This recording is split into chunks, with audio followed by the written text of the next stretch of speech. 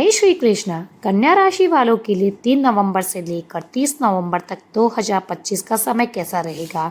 हम आपके जीवन में हर पहलू, आपका करियर, आपका धन, आपके रिश्ते, आपका स्वास्थ्य, सब पर ग्रहों के प्रभाव को परत दर परत समझाने की कोशिश करते हैं। ये राशिफल आपकी चंद्र राशि पर आधारित रहेगा, लेकिन आप इसे अपने लग्न या नाम राशि से भी देख सकते हैं और इसका लाभ उठा सकते हैं। तो आराम से बैठ जाइए, चलिए शुरू करते हैं ये दिव्य यात्रा। ये जानने के लिए कि नवंबर 2025 के ग्रह गोचर आपके लिए क्या खास लेकर आ रहे हैं। पहली और सबसे बड़ी खुशखबरी 2 नवंबर शुक्र ग्रह का महापरिवर्तन। कन्या राशि के लिए शुक्र कोई साधारण ग्रह नहीं होता है। ये आपके दूसरे घर यानी कि धन और परिवार का स्वामी है और आपके 90 घर यानी कि भाग्य के भी यही स्वामी है। पिछले कुछ समय से शुक्र आपकी ही राशि में नीच अवस्था में यानी कि कमजोर थे। इसका असर आपने महसूस किया होगा। भाग्य का साथ ना मिलना, पैसों का अटकना या परिवार में छोटी मोटी अनबन। लेकिन 2 नवंबर को शुक्र इस कमजोर अवस्था से बाहर निकलकर अपनी ही राशि तुला में आपके धन भाव में प्रवेश कर रहे हैं। ये एक ऐसा है जैसे कोई राजा वनवास काटकर अपने ही सिंहासन पर वापस आ जाए।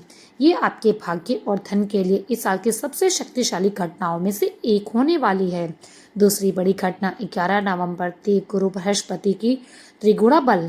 आपके लिए एक और बहुत अच्छी बात यह है कि देव गुरु बृहस्पति पहले से ही आपके 11वें घर यानी कि लाभ स्थान में अपनी उच्च राशि कर्क में बैठे हैं, जो आय के लिए शानदार स्थिति में है। अब 11 नवंबर को ही यही गुरु वक्री हो जाएंगे। ज्योतिष का एक गहरा सूत्र है कि जब कोई शुभ ग्रह, विशेषकर जब उच्च का हो, प्रकृति का हो, तो उसकी शुभ फल देने की क्षमता 3 गुना बढ़ जाती है। इसका मतलब है 11 नवंबर के बाद आपकी आय और लाभ में अप्रकाशित वृद्धि के योग बन रहे हैं। तीसरी घटना 16 नवंबर सूर्य देव का पराक्रम भाव में प्रवेश करना। महीने के मध्य में 16 नवंबर को ग्रहों के राजा और आत्मा के कारक सूर्य तुला राशि से निकलकर आपके तीसरे घर यानी कि साहस, पराक्रम और छोटी यात्राओं के घर में गोचर करेंगे। ये गोचर आपके अंदर एक नई ऊर्जा, आत्मविश्वास और जोखिम लेने की क्षमता को बढ़ाएगा। आप जो भी काम करेंगे उसे पूरे अधिकतर और हिम्मत से कर पाएंगे। और चौथी बड़ी घटना 28 नवंबर शनि देव की सीधी चाल। शनि देव जो आपके लिए एक योग कारक ग्रह है, पिछले 13 जुलाई से वक्री चल रहे थे, जिसकी वजह से आपके कामों में देरी, रुकावटें और एक तरह का ठहराव महसूस हो रहा था, खासकर आपके बच्चों, शिक्षा और व्यापारिक साझेदारियों के मामलों में। लेकिन 28 नवंबर को शनिदेव मार्गी हो जाएंगे, यानी सीधी चाल चलने लगेंगे। ये ग्रीन सिग्नल है, रुके हुए काम अब पूरी गति से आगे बढ़ेंगे। तो इस महीने ही बिग पिक्चर यह है कि भाग्य और धन का उदय हो रहा है। लाभ कई गुना बढ़ेगा, साहस अपने चरम पर होगा और पुरानी रुकावटें भी समाप्त होगी। यह एक पूर्ण पैकेज है। अब जब हम बड़ी तस्वीर समझ चुके हैं, तो चलिए इन ग्रहों के प्रभाव को जीवन के हर क्षेत्र में गहराई से समझते हैं। आर्थिक दृष्टिकोण से आपके लिए असाधारण रहने वाला है। चलिए इसे तारीखों के अनुसार समझते हैं। 1 नवंबर से 2 नवंबर तक शुक्र के कमजोर होने के कारण आपको अभी भी धन को लेकर थोड़ी चिंता या असंतोष महसूस हो सकता है। 2 नवंबर के बाद नए आर्थिक युग की शुरुआत होगी। जैसी आपके भाग्योदय और धनेश शुक्र आपके दूसरे घर में अपनी ही राशि में प्रवेश करेंगे, एक अत्यंत शक्तिशाली धन योग, जिसे कामधेनु धन योग भी कहा जाता है, का निर्माण होने वाला है। इसका सीधा मतलब है भाग्य के धन से। आपका भाग्य अब सीधे तौर पर आपके बैंक बैलेंस को बढ़ाएगा। आपको ऐसे नए स्रोत से धन मिल सकता है जिसकी आपने कल्पना भी नहीं करी होगी।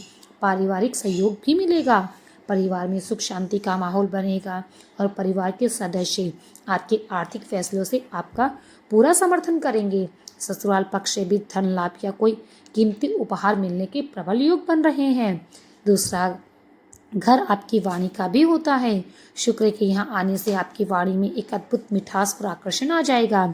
यदि आप मार्केटिंग, कंसल्टेंसी या शिक्षण या किसी ऐसे क्षेत्र में हैं जहाँ बोलने की कला महत्वपूर्ण होती है, तो आप अपनी बातों से ही दूसरों का दिल और सौदे दोनों ही जीत लेंगी। 11 नवंबर के बाद आय का महाविस्फोट होगा। जब गुरु वक्री होंगे तो आपके 11वें घर में यानी आय भाव को असीम बल मिलेगा। इसका परिणाम यह होगा कि आय के बहुत से साधन खुल जाएंगे। यदि आप नौकरी करते हैं तो आपको कोई साइड बिजनेस या पार्ट टाइम काम से अतिरिक्त आय हो सकती है।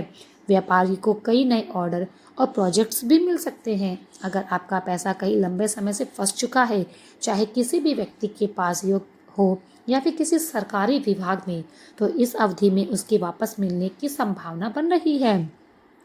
गुरु आपके चौथे घर के स्वामी है।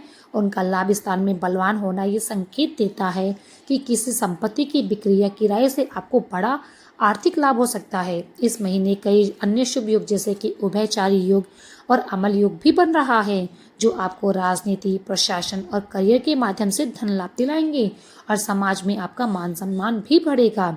करियर के क्षेत्र में ये महीना आपकी मेहनत, आपके साहस और आपके भाग्य का एक अद्भुत संगम लेकर आ रहा है। महीने की शुरुआत में आपके दशमेश बुध ऊर्जा के कारण मंगल के साथ आपके तीसरे घर में रहेंगे। ये पराक्रम का भाव है। इसका अर्थ है कि आप सिर्फ कड़ी मेहनत ही नहीं करेंगे, बल्कि अपनी बुद्धि और रणनीति का भी पूरा इस्तेमाल करेंगे। 2 नवंबर के बाद जब आपके भाग्यों उद्देश्य शुक्र बलवान होंगे, तो आप देखेंगे कि आपके थोड़े से ही प्रयास भी बड़े परिणाम देने लगेंगे। ऑफिस में आपके काम को पहचान मिलेगी।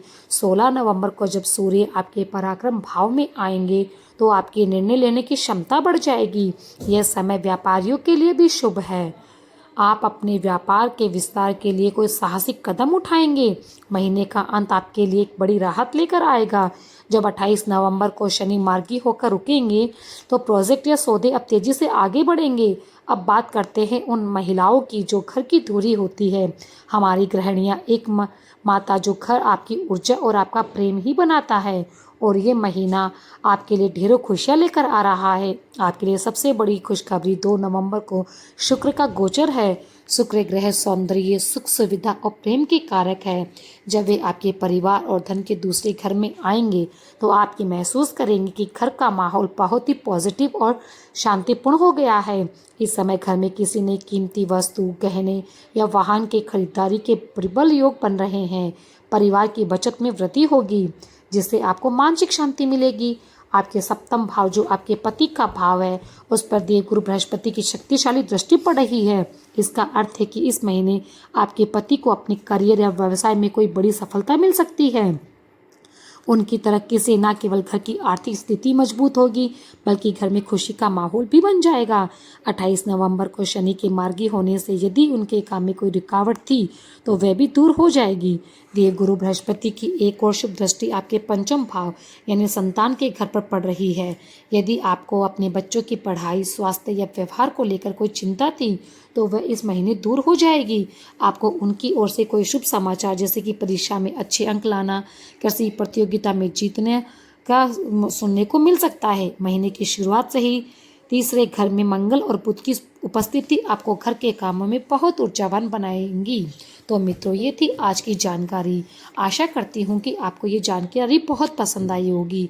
यदि आपको ये जानकारी पसंद आई, तो हमारे चैनल को सब्सक्राइब करें।